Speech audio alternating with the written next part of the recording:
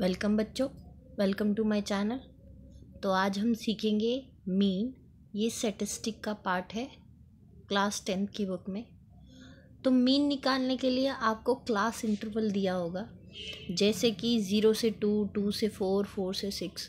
ये group data है, मतलब सीक्वेंस में चल रहा है। पहले 0 से 2 लिया, फिर 2 से ही 4, कंटिन्यूस सीक्वेंस डाटा है ये। तो यहाँ ग्रुप हमने डाटा ग्रुप कर दिया। अब उसमें फ्रीक्वेंसी दे रखी है। 0 से 2 में कितने बच्चों के आए, 1 है। 2 से 4 में कितने बच्चे हैं, 2 है। इस तरह से आपको एक डाटा दे रखा है और आपको पूछेगा इस गिवन डाटा का आप मीन निकालिए। तो उससे पहले हम कुछ बेसिक चीज़ें समझ लेते हैं। ये है आपका क्लास इंटरवल 0 से 2। ये जो 0 है इसको बोलते हैं हम लोअर लिमिट, और जो ये 2 है इसे बोलते हैं हम upper limit. Lower limit, upper limit, hope आपको क्लियर हुआ होगा। अब इन दोनों का डिफरेंस, होता है 0 और 2 का। वो कहलाता है आपका क्लास साइज, जिसको हम डोनेट करते हैं h से, that is upper limit minus lower limit. अब ये था क्लास साइज, इसे बोलते हैं हम क्लास इंटरवल। उसकी गिवन फ्रीक्वेंसी दे रखी है, तो xi निकाल लेते हैं हम बेटा, that is class mark. Class mark क्या होता है? क्लास मार्क कुछ नहीं है बेटा, class mark is just a mid point.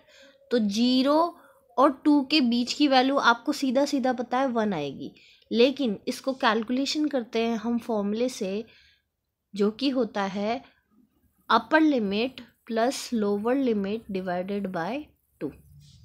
तो आप फर्स्ट इंटरवल के लिए कैलकुलेट कर लीजिए 0 + 2 डिवाइडेड बाय 2, जो कि आपको 1 दे देगा।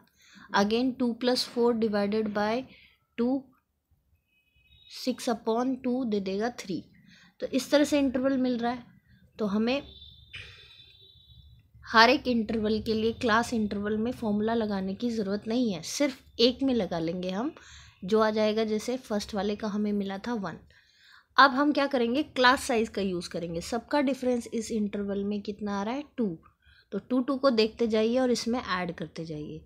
इसमें ऐड करिए तो ये आएगा, 1 में 2 ऐड किया 3, 5, 7, ये मिलेगा 9, नेक्स्ट 11, और 12 और 14 के बीच में आ जाएगा आपका 13।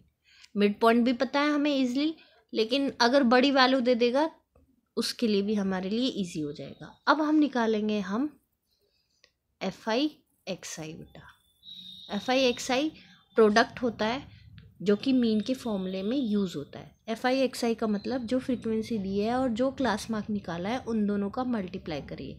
तो यानी इन दोनों कॉलम को मल्टीप्लाई कर दीजिए। 1 multiplied will give you 1, 2 multiplied by 3 will give you 6.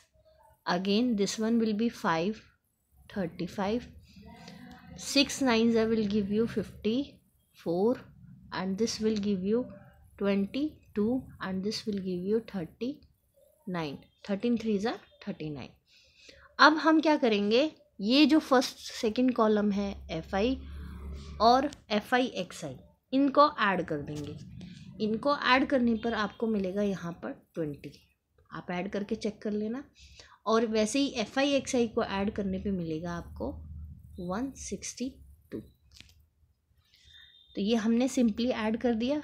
अब हमें पता है मीन का फॉर्मूला जो होता है XI, जो हम इससे बड़े x से डिनोट करते हैं, that is equals to summation FI/XI divide में सिग्मा FI।